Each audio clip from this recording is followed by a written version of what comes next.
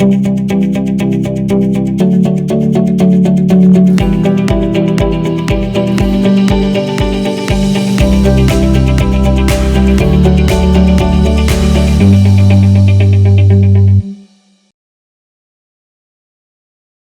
we're at Lake Rim Park. This is another facet, another area that the city has designed for the community to enjoy recreational use in the fashion of pools. They have a lap pool behind me, playground area, slides for the toddlers to use, and also the families can congregate here as well.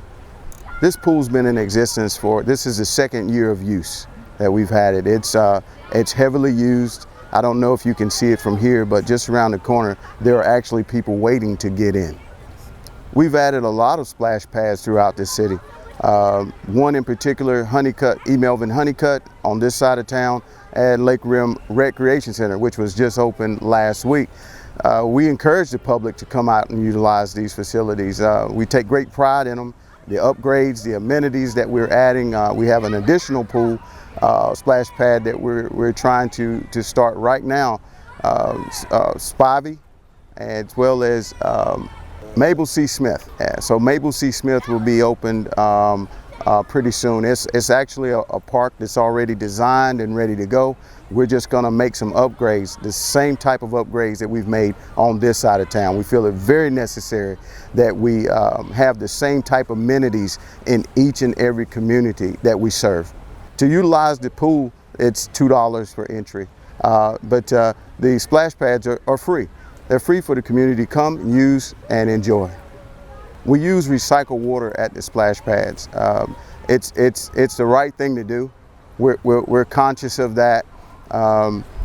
We have rain diverters in place. We want to make sure that the environment is a safe place, as well as the place that we provide for the citizens to recreate.